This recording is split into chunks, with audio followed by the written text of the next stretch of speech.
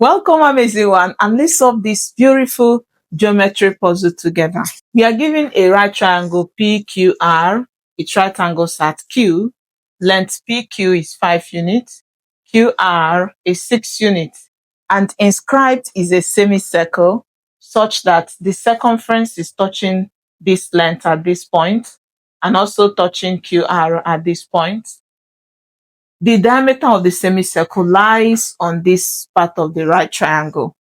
The question is asking us to find the area of the semicircle, the area of the shaded. Is it something you can do? Don't worry, I'll take you through it step by step. It's just so easy.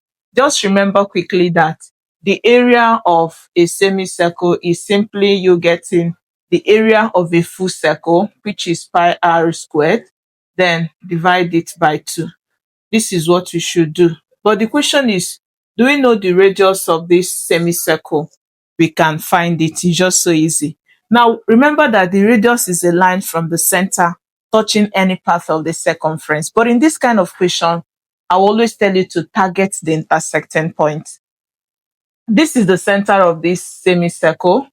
Now we are going to drop a line from the center touching any part of this semicircle. But remember, this length PQ is a tangent line because it's touching the circumference of the circle of this semicircle at this point. Length QT, so let's label this point where it touches it. Let's label it point T. Length QR is also a tangent. It's touching the circumference at this point, so we can label this point M. Now, what should we do? We are going to drop a line from the center. We are going to target this intersecting point. So let's drop a line from this center. Let's do it together. So we're going to do it this way. So this is what we have. This is your radius. And remember, anytime the radius comes in contact with the tangent, it always right angle at the point of contact. So this makes angle 90 at this point. What should you do next? We are going to also drop a line from this point to touch this intersecting point. Let's do it together. Join it gradually. This is what we have. Remember, at this point, it also right angles at this point of contact. Now, what should we do? We can label this point N. What should we do at this point? This is also your radius. What should we do at this point? If you look closely, you will see that we've been able to form two triangles. The upper triangle, which is triangle PTN. So we have two triangles, PTN, and then triangle PQR. We have triangle PQR. Now, when you look at these two triangles, what did you observe? You see that the upper one right angles at T and this one right angles at Q. They both share the same angle at P. This angle at P is, they both share it. What it means is that the remaining angle here will also be equal with what you have here. These two angles are corresponding. In that case, it means that these two triangles are similar. And if it is similar, it means that their corresponding sides are proportional. Let's look at that. So what it means is that if from here to here is R and from here to here is R, remember that this has formed a square. This length is R. This length will also be R. So let's label it R. We can adjust this part. So we have it that here will also be R. And we can also adjust this. The whole length from Q to R is given as 6 units. So it means that this length will now be 6 minus R. So what should we do? We are going to now have, now go back to this. From here to here is R. It means that this length, so let's adjust this. Let's adjust this. This whole length is given as 5 units. So from here to here is given as R.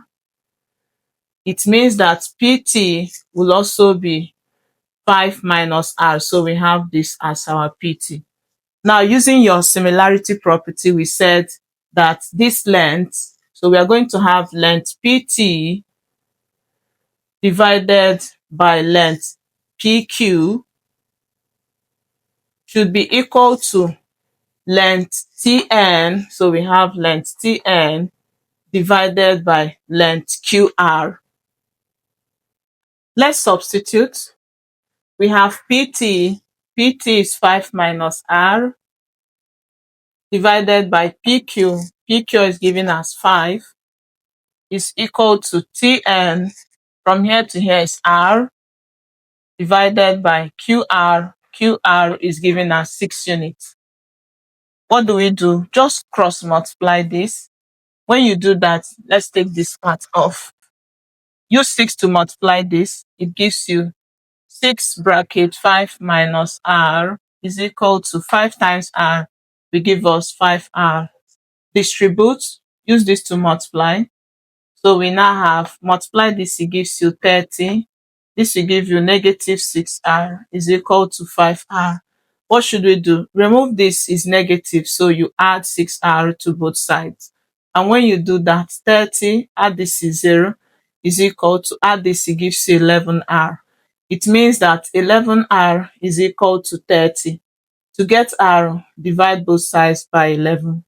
When you do that, R will give us 30 divided by 11.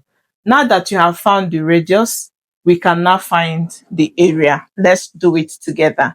And if you are a returning viewer, thank you for always choosing to learn through us. If you love what to do, why not subscribe for the more you'll get? Make sure notification bell is on because you'll get updates from us every day. Don't forget to like and share. Thank you. Let's keep doing this to have. Remember, our radius is this. To find the area of the semicircle, we are going to now have area is pi r squared divided by 2. So this gives us area is equal to pi multiplied by, this is our radius, then divided by 2. Quickly simplify this. Area is approximately, if you divide this, we are going to have pi into, for this it will give us 2.7273, then squared, and is divided by 2. Quickly key it into the calculator, square this number, multiply it by pi, and then divide by 2. We have area is approximated to 11.68 squared units. So that's what we have for finding the area of the semicircle. And I hope you really learned something. Don't forget to tell us how much. I'll also be curious to see your own method. Thank you for always choosing to learn through us. I look forward to seeing you in my next video. Do have a lovely day. Bye.